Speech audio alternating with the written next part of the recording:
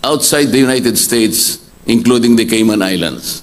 Makikita niyo po dyan na malinaw na yung dalawang deposit transactions affirm the existence of two offshore bank accounts of COMELEC Chair George Garcia in Cayman Islands.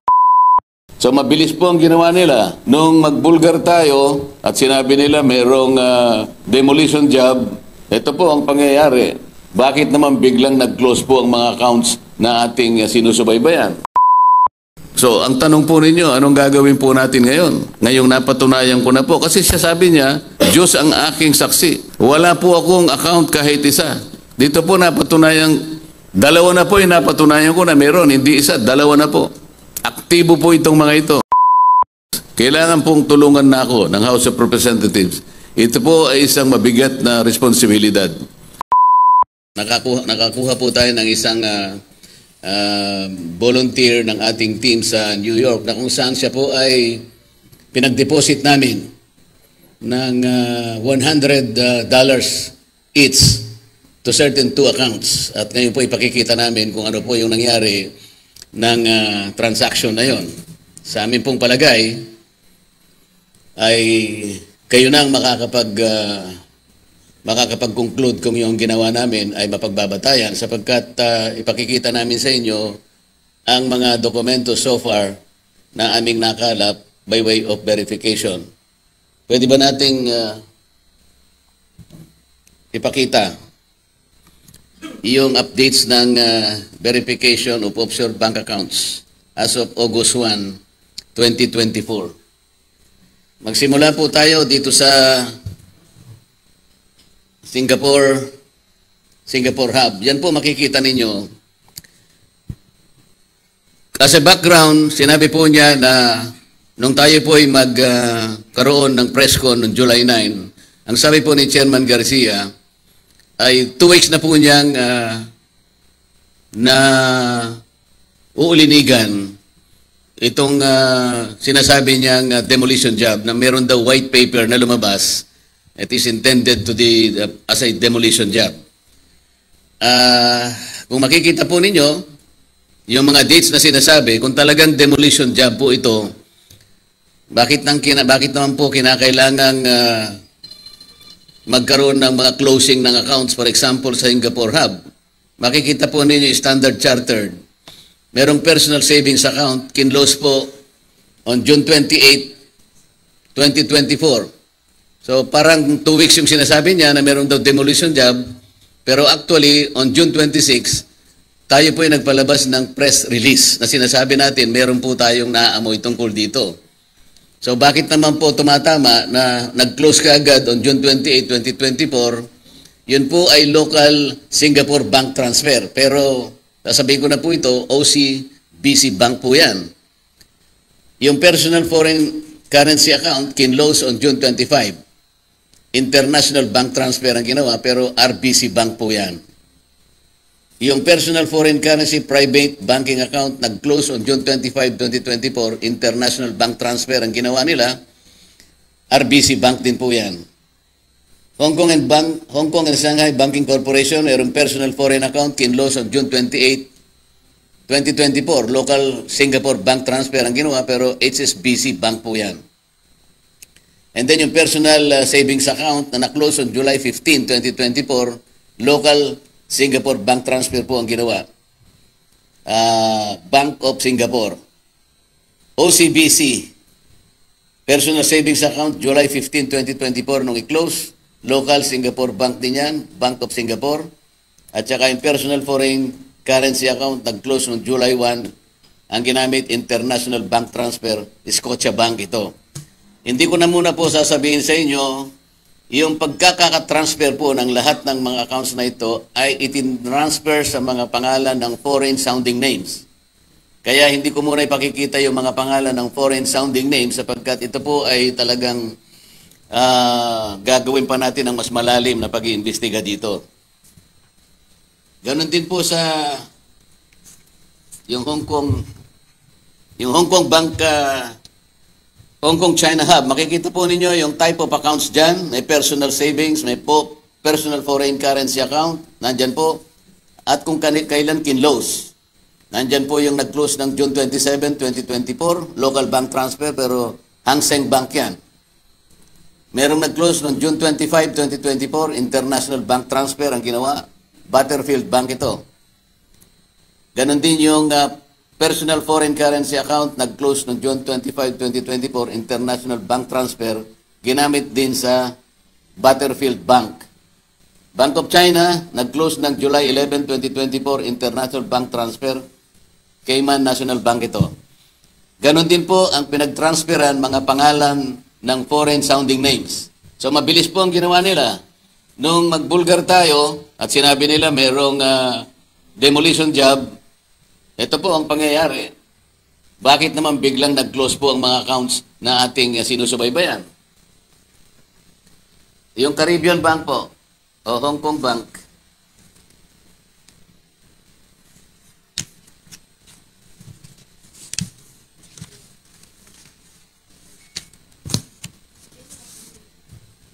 Caribbean, nandyan po, makikita ninyo yung napakarami, ano? Yung sa Bahamas, dalawang bangko po yan, makikita ninyo, at kung anong type yung account, ano? Hindi ko na po babasahin, malinaw naman yan. Pero tingnan ninyo kung yung status ng kanilang pagka-close, merong July 10, ayan po, makikita ninyo, International Bank ang ginamit ng mga na-close noong July 10, pero yan ay CIBC First Caribbean Bank. Yung dalawa pong international bank transfer dyan, RBC Bank po ang ginamit. Yung last transfer and withdrawal, July 11, 2024, local bank transfer ang ginamit. Ito yung UBS Bank sa Bahamas. Ganon din yung last transfer na withdrawal ng July 3, local bank transfer, pero CIBC First Caribbean Bank po yan. Makikita niyo po ninyo yung mga na-terminate ng July 2, July 15, July 10, at saka July 8. Yan ang slide 3. Ganon din po yung sa Cayman Islands, dalawa po ang bangko dyan. Cayman Island National Bank at saka yung Scotia Bank, Cayman Island. Makikita ninyo ang type of account, malinaw naman dyan. At kung kailan po, tinerminate po yung mga accounts. Merong July 8, 2024 at saka July 10, 2024. Ayan po yung mga remarks, makikita nyo yung last withdrawal, July 2, July 2024.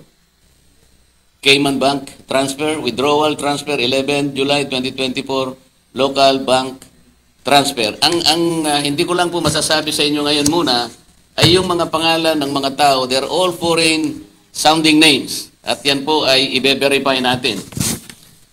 Ngayon po para makita natin kung talagang merong account, sapagkat ang sabi po ni Chairman George Garcia nung siya po ay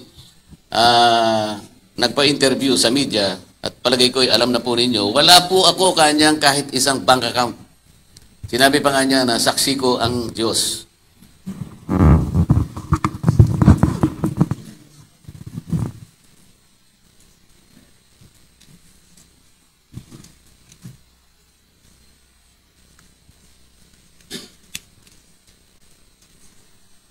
Ipakita na natin yung slide 5.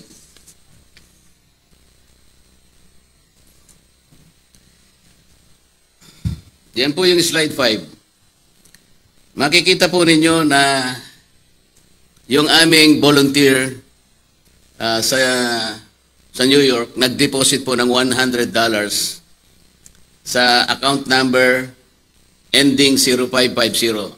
Mamaya po sasabihin ko ano yung complete number na yan, pero dyan po makikita nyo 0550, ang may pangalan po George Erwin Mojica Garcia. Ang address po niya nakalagay dyan, Siang Grand Tower, Peria Street, Unit 43B, Legazpi Village, Makati City. Yung slide 6 po. Slide 6, nag-deposit din yung volunteer natin sa New York, $100 dun sa account ending 8562. Mamaya babanggitin ko yung buong account number nito. Tingnan po ninyo yung pangalan, George Erwin Mojica Garcia. Ang address pareho rin, Siang Grand Tower, Peria Street, Unit 41B, Legazpi Village, Makati City. Tingnan po nyo yung slide 7. Sa slide 7, Hindi ko na po pinakita yung account nung aming volunteer sa New York. Hindi naman kailangan yon. Ang total niya sa baba, kailangan malaman nyo, 556.41. Pero dito, lilitaw na lang, 456.41. Yung balance niya, bago po siya mag-deposit ng 200 accounts. Nandito po yung original sa akin, pero niredact ko na lang para hindi nyo na makita. Pero ang pinagmulan, $556.41. Yun po yung kanyang natitirang balance bago niya i-deposit yung $200. $100 each in 2 accounts named to George Erwin Mojica Garcia. Kaya po lilitaw sa bandang taas, kung makikita po ninyo, meron kasing mga fee na $40 each. Kaya may $80 na fee. Kung aalisin po ninyo yung $280, kasama yung 200 tsaka yung 80 na fee, total $280, alisin po ninyo sa 556.41, kaya po ang balance niya $276.41.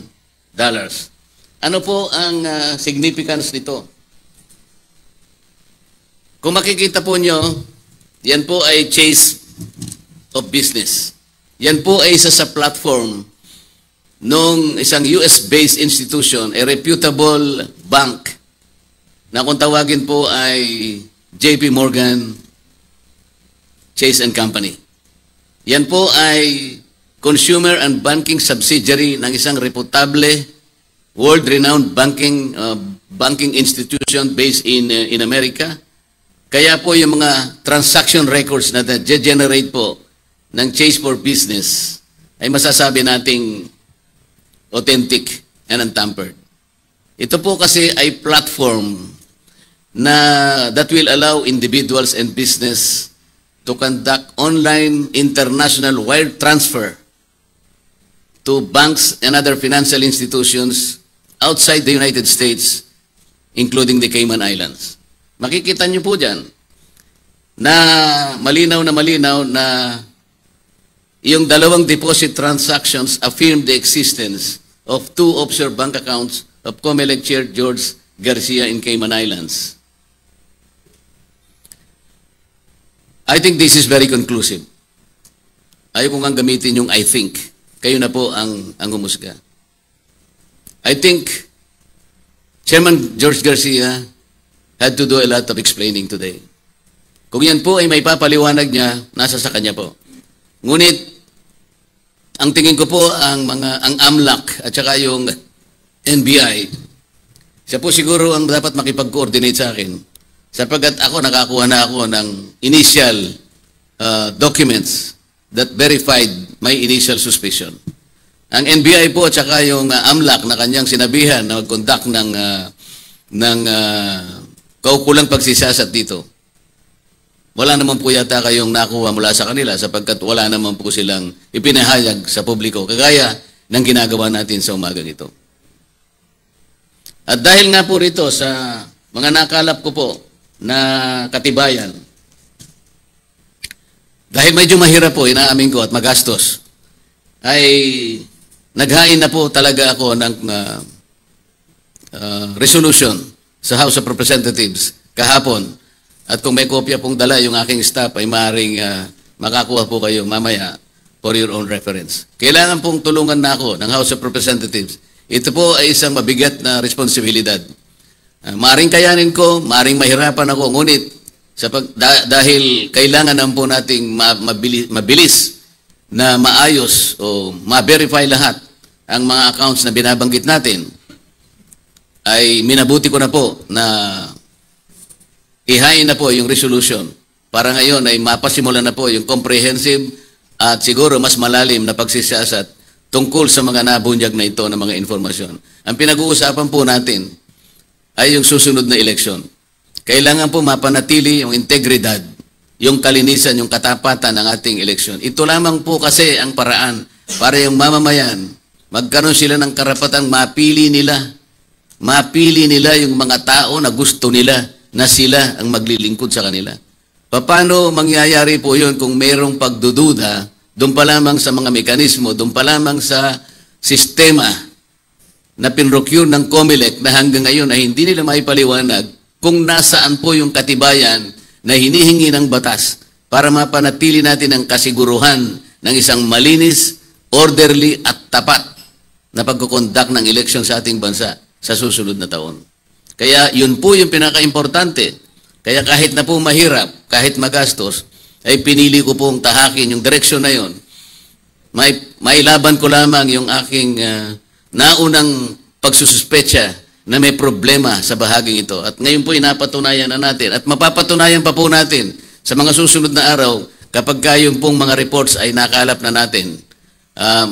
Magtiyaga lang po tayong maghintay ng konti sapagkat sabi ko nga sa inyo, medyo may kahirapan po ang pagsisiyasat sa mga bahagi ito. Maraming salamat po sa inyong pagdating at kung meron po kayong tanong ay pipilitin po nating sagutin.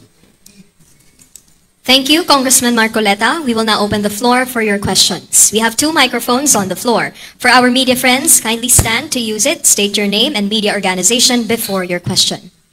Morning, Congressman Dante. Vic Samintacob na 25. Based on your presentation, it seems that you are correct. Very conclusive, and you have already filed a House resolution to investigate the matter. So, kung mapatunayan Congressman Dante doon sa isasagawang House investigation, what will happen to Chairman Garcia at saka yung sistemang gagamitin sa 2025 midterm election, sir? Hindi ko pa alam kung ano mangyayari kay Chairman Garcia, but I think if we are able to verify all this information, which as of now we have verified some of this, I think Chairman Garcia should be made to account. Kung ano pa po yung mangyayari, tingnan na lamang po natin sapagkat na-file pa lamang yung resolution sa House of Representatives. Pero ang gusto ko po sanang mangyari ay maging vigilant tayo sapagkat ang sinasabi ko sa inyo ay election, isang national election na mangyayari na ito'y napaka-importante po sa bahagi ng ating demokrasya, sa bahagi ng ating democratic processes. Kaya ko lamang po nililitaw ito ngayon para ipaalam sa inyo na ang pangambang ito ay nagkaroon na po ng basis. Na ipakita ko po na yung sinabi niya na wala siyang account, ito po ay kinounter po ng dalawang dokumento na hawak ko ngayon which were generated by the Chase of for Business. Ito po ay hindi mapasusubalian. So, ang tanong po ninyo, anong gagawin po natin ngayon? Ngayong napatunayan ko na po. Kasi siya sabi niya, Diyos ang aking saksi. Wala po akong account kahit isa. Dito po napatunayan, dalawa na po yung napatunayan ko na meron. Hindi isa, dalawa na po. Aktibo po itong mga ito.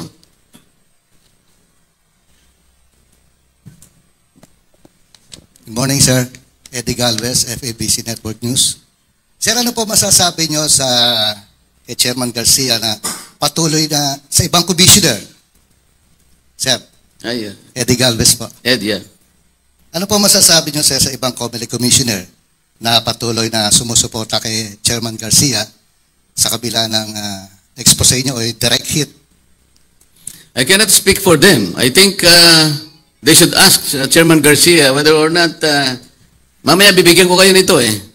Kayo na siguro mag-confront sa kanya kung totoo ito, hindi. Baring bigyan ninyo yung mga kasama niya sapagkat I think when they conducted their own press con in COMELEC, they were united in supporting the chairman. And that's good. Kung wala namang, kung malinis naman ang chairman, ba't hindi natin suportahan?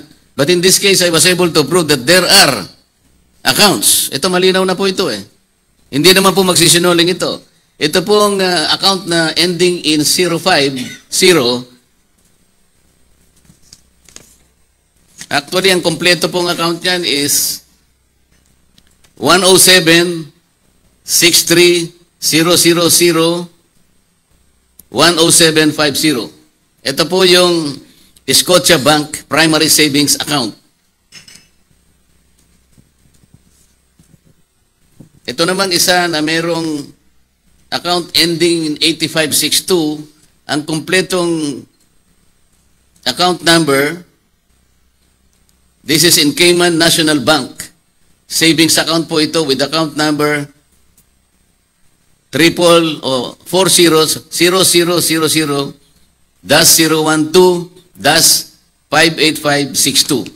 Yun po yung full number ng account na ating napatunayan na existing in the name of Chairman George Garcia.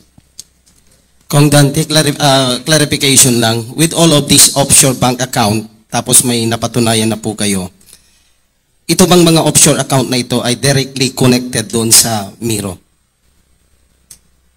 Ulitin mo nga. Ito bang mga offshore bank account na ito na nakapangalan kay Chairman George Garcia, may connection doon sa Miro? Hindi ko pa masasabing may connection sa Miro, ngunit dahil hindi nga pinapaliwanag yung circumstances kung bakit na-procure yung services ng Miro, yung system at saka yung mga makinang gagamitin, ay matagal na nating sinasabi, lihis sa batas sapagkat ang batas ay kinakailangan magpakita muna ng katibayan na nagamit nga itong hybrid na makinang ito, nakakapalooban ng dalawang applications, yung DRE, ito yung Direct Recording Electronic Technology, pagsasamahin sa OMR o yung Optical Mark Recognition. So ang dalawang applications na yon gagamitin mo sa isang makina kaya ginamit na hybrid. Wala pa pong nangyaring ganito elsewhere o dito sa ating bansa. Kapag ka ganun ang nangyari, lalabag po tayo sa batas sapagkat ang hinihingi ng batas dapat na gamit na ng merong katibayan at successfully used ang sabi in prior electoral processes. Hanggang ngayon po hinahanap natin ang kasagutan mula sa COMELEC, hindi naman nila binibigyan ng katibayan na nagamit na po sa ibang bansa. Sabi ko nga po sa inyo nung nakaraan, nagamit po yung DRE separate from OMR, ngunit nagkaroon pa rin ng aberya sa Congo about 45% ng voting stations. Nung ginamit naman ng OMR sa Iran, kagaya po ng mga report na nagsilabas, 70% naman po ng problema associated with voting stations ang naganap doon sa eleksyon na yon. Ngayon, kung pagsasamahin pa itong dalawang ito, na hindi naman napapatibayan pa kahit saan, sino makapagsasabi na ang ating eleksyon ay magiging tapat, malinis, maayos, na siyang hinahangad ng bawat isa sa atin? Yun ang problema eh. Kaya kahit hindi po natin mapatunayan kung saan, bakit ang patutunayan na, ang dapat nilang patunayan, saan nang galing itong mga accounts na ito, ba't nagkaroon ng maraming accounts at pagkatapos initially dininay niya at ngayon napatunayan natin, nandito.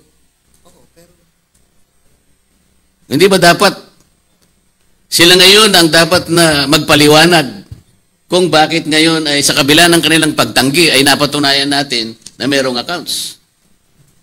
Hindi ba kayo nababahala? Ako lang ba nababahala dito? Yes, sir. Congressman. Okay. Alan Gatos po from GMA, DCWB. Puti po, no, House Resolution, yung i-final ninyo, ang binabanggit nyo, kung tama pagkakaintindi ko nina, verifikado na yung mga bank accounts, particular yung dalawa na may nakapangalan sa isang George Erwin Garcia.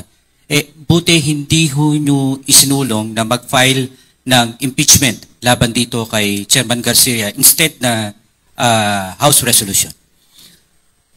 Pwede naman yung House impeachment. Hindi ko naman mapipigil yung ibang kasama ko. It's another way of addressing this issue. Kung gusto nila mag-file ng impeachment, nasa sa kanila yun. Pero itong sinasabi kong ito na kailangan ay magkaroon muna ng immediate investigation sapagkat nangangamba nga po ako sa ating eleksyon na kung hindi natin maayos as soon as possible, ilang panahon na lang po ang natitira. Yung impeachment po kasi bago matapos yun, maraming proseso po yun. Yun po ba yung uunahin natin? Hindi natin muna isasang-alang-alang yung gagawin nating elections next year. Kasi po, baka kung tumagal naman, hindi natin ma-ascertain yung kaganapan o kung ano yung magiging outcome ng ating eleksyon. Kaya nga po, ang ginawa ko, resolution na lang muna para mabilis po nating matukoy ang mga binabanggit po nating mga offshore accounts na nakapagbibigay po ng alinlangan sa atin, lalong-lalo na po sa amin. Follow-up question lang po, Congressman. No?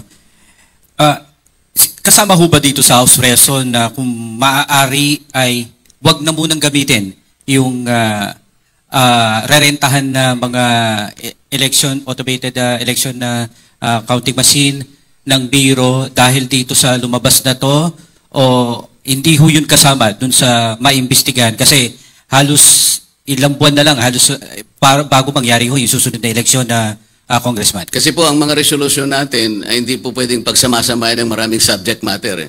Pagdating na po siguro ng pagkakataon at saka na lang mapagtibay na kung ano yung mabilis na gawin. Kasi hindi po natin pwedeng isakripisyo ang ating eleksyon. Hindi natin dapat patagalin ang issue ito. Dapat sana mabilisan po ito. At ang isa pang ang paraan dito, dahil ito pong usapin na ito, nandun pa rin sa Korte Suprema, dahil meron pa pong mga motion for reconsideration ang mga partidong involved doon, kaya isa po sa inaasahan sana natin na mapabilis po ang pag-address ng problemang ito. Sir? Ronald Ramos from Abante Radio. Para mas mapabilis, di ba, isa sa posibleng nababanggit ninyo ay yung impeachment proceedings. Mag-file ng impeachment against Chairman George Erwin Garcia. Now, from your end, bakit hindi na lang po yun ang ginawa ninyo para mas mabilis? Kasi kung dadaan pa ho tayo sa House investigation, mga hearings, something like that, hindi ho ba kakain pa ito ng panahon? At maaari maka-apekto ito sa nalalapit na po na election period. October is already the beginning of filing of certificate of candidacy. Hindi po ba? Hindi po ba natin pwedeng idiretso na lang doon? And what is the reason ba't kailangan pa natin paikutin ito through House investigation rather than filing a direct impeachment complaint against the chairman of COMELEC? Alam niyo yung impeachment, hindi naman isang araw lang natatapos yun eh. Yun lamang pagkuha ninyo ng consent ng mga miyembro, pagtatalunan pa yun. Magkakaroon pa po ng, ang impeachment process ay magsisimula po sa House of Representatives. Hindi po ganun kasimple yun. Kagaya po ng nangyari na nalaman na po ninyo mga impeachment process na ginawa natin sa Pangulong Estrada, Pangulong Gloria Macapagal-Arroyo, at itong pinakahuli, yung ating dating Chief Justice Sereno. Hindi po ganun kadali ito. At pagkatapos pupunta pa po tayo sa Senado, magkakaroon ng impeachment trial doon. Doon tatapusin. Bago po mangyari yon, siguro tapos na po yung period ng election. Bago natin maumpisa ng election, ay ang impeachment, baka Mayo na po yun, 2025. Okay. So, what are we trying to achieve in filing this resolution 1827 kung hindi rin naman mauuwi sa impeachment? Mananatili din pala sa pwesto si Chairman George Garcia. So, what will happen after this ng investigation? Ano magiging rekomendasyon ninyo just in case? Kaya ko nga po in-expose ito, kagaya na sinasabi mo, kung mananatili sa pwesto si Chairman Garcia, sa palagi mo ba dapat pa siyang manatili sa pwesto? Gayong sinabi niya na wala siyang offshore accounts at Diyos ang kanyang saksi, napatunayan natin na meron palang accounts. Pero the only way to remove him from office is impeachment. Tama po ba? Pero kung magre-resign siya, pwede rin, hindi ba? Well, that is Hindi, on his dapat decision. yung tinanong mo sa akin. So your pwede siyang mag-resign. So parang ang gusto po ninyo mangyari, your call is for George Erwin Garcia to resign. It is an option for him. Okay. Unless he is able to explain this well. Okay. Which is acceptable to the public. Okay. So, doon sa mga bangko, sir, ang sinasabi ni Chairman Garcia, hindi pa siya nakarating doon sa mga bansang binabanggit. Hindi ka naman kailangan pumunta ron Hindi po ba You should kailangan know better. You Hindi should po know kailangan better. ng personal appearance pag mag-open ng bank account? Yes, he should know better. Sabi ko nga sa'yo, itong chase na pinakita natin ito, pwede kang pwede kang mag-deposit Okay. Online, pwede kang mag-open So, Hindi nyo alam yon? ibig sabihin po, nag-open si Chairman Garcia ng account outside US, yung sa New York account na binabanggit nyo kanina na dalawang active. Tama Bakit ba? nagkaroon siya ng account which is now verified? Okay. These documents will not tell a lie. All right. So, thank you. That's it.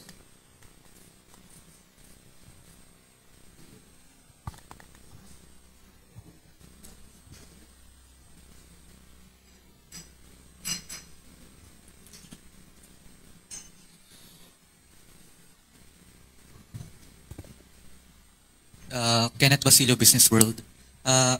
Kausap ko po si Chair Garcia ngayon at sabi po niya, sana raw yung mga allegations na ibinabato na po sa kanya ay magawa under oath. Are you willing to cite these allegations under oath po ba? Ano yung tanong? Ayun, ang sabi po ni Chair Garcia, sana raw yung mga allegations na ibinabato niyo po sa kanya. These are not allegations. I am now putting forward documents showing that he has accounts in Cayman Islands. Na-prove na natin eh. Anong allegations ang sinasabi niya? I am not alleging anything. I am proving that the accounts are active. They are real. Ito po eh. Do you understand the significance of these documents that I have shown to you?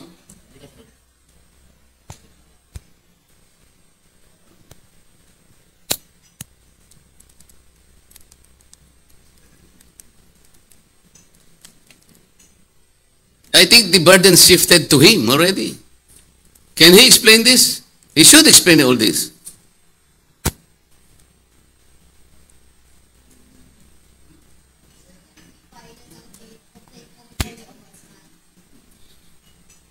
Sana meron na akong mga ibang kasama na gumawa nun para hindi lahat sa akin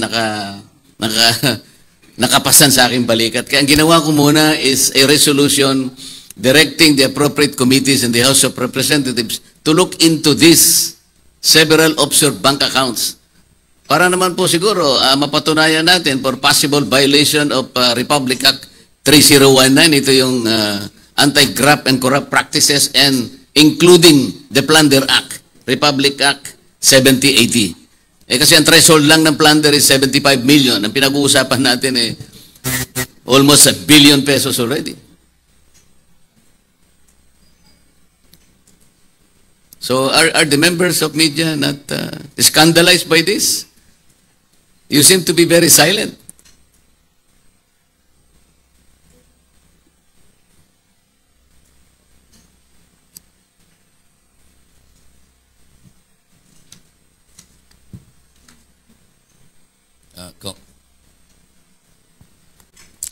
Congressman, isang tanong pa po. Yes, sir.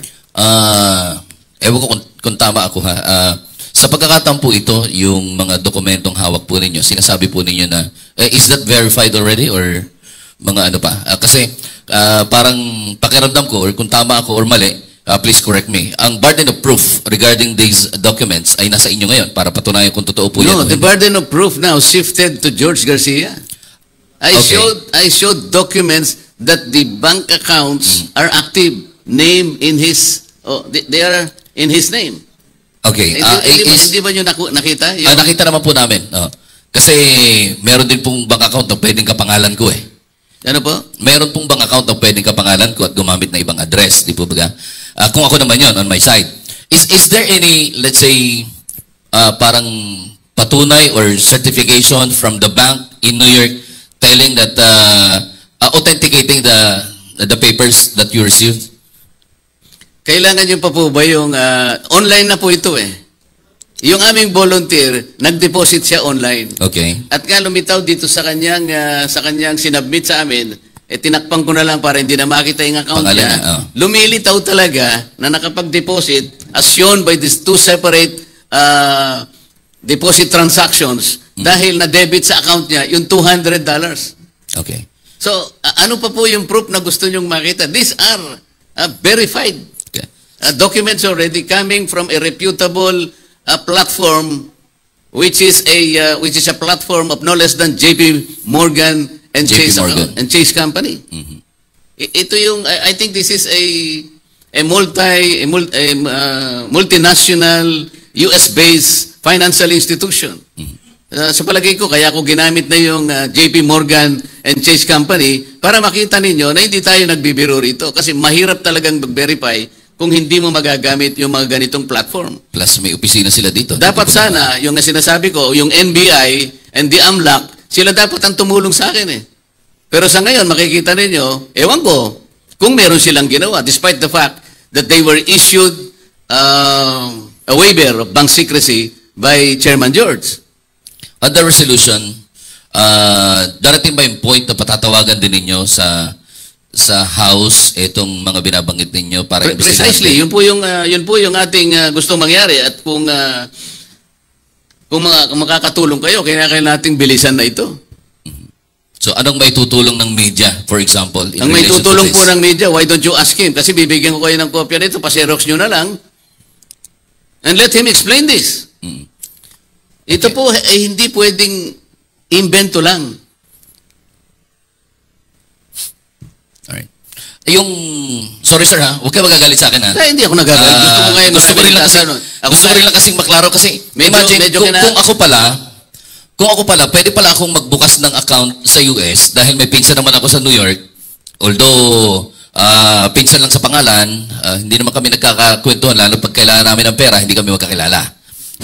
Doon naman kang magkakilala. I mean, so pag sinabi ko palang ipagbukas mo nga ako ng account dyan, kasi I need an account abroad. Kailangan kong gamitin somewhere or anywhere. And then, dito sa binigay nating informasyon, hindi natin siya pinagbukas, tinry lang natin Yes, sir. na-assess kung existido, and the best way to determine and to ascertain Kung that meron the na, account is existing and is to active deposit. in a conclusive manner, mag-deposit ka. Pero sabi nyo kanina kasi, hindi ba, ang tanong mo kanina is, hindi ba kailangan ang personal appearance pag magbubukas ng account? Pwede kang personal pumunta. Kung gusto mo, online, gumamit ka ng ibang subsidiary, nasa sa'yo yun. Okay? So, pwedeng hindi ako pumunta doon. Kung mag-a-apply ako, mag-o-open, di ba? Pwede, bakit hindi? Pwede kang pumunta ron, nasa sa'yo naman yun eh. But the point is, ano ba yung point ng ating, ano ba yung bone of contention na yun? Hindi kasi, kaya ko kinaklaro, kasi kung pwede natin gawing online, pwede kong, itong katabi ko, for example, sir, ano pangalan mo? For example, si Mark. Sabi ko, Mark, pwede ba mag-open ka ng account online, pangalan kong gamitin mo? Ako ang tinatanong mo doon? Opo. Paano kung ganun ang So, nangyari? di patunayan niya na may pinag-open sa, kasi hindi ko alam yun eh. Okay. Siya lang ang makakasagot nun eh. Alright, sir. Ang mahalaga dito, nakapangalan sa kanya, including the address. Okay. Diba? Kinaklaro ko lang. Thank you, sir. Thank you. Yes, sir. Yes, sir. Hello. Yes, good morning, sir. Terence Grana, AFP Radio. Yes, sir. Tanong ko, nakarating na po ba kay President BBM ang impormasyon ng corruption ni COMELEC Chairman Garcia kaugnay sa Miro contract? Ano ang dapat gawin ng Presidente dahil siyempre, nasasakupan ng termino niya ang 2025 elections? Hindi ko pa po nakakausap si President Marcos, sir. Kaya hindi ko alam kung alam niya. Siguro kung makakausap ko siya, baka may time, pakita ko sa kanya ito. Thank you, sir. Umani naman ito ng iba't ibang reaksyon mula sa ating mga netizens. Ayon kay Vincer Amin, walang matitino na opisyal dyan sa COMELEC simula pa noon, dapat mag-resign na si COMELEC Chairman Garcia. Pahayag naman ni Zosimo Manag, ang galing mo Kong Marcoleta, tuloy lang ang laban at ipatawag si Garcia sa Kongreso para maimbestigahan. At ito naman ang saloobin mula sa ating kababayan na si Jeric Soson, kung deny mong wala kang offshore bank account, mag-file ka ng kaso laban sa sumisira sa'yo at patunayan mong wala kang itinatago. Mga kababayan, feel free to comment below para maglabas ng saloobin sa balitang ito.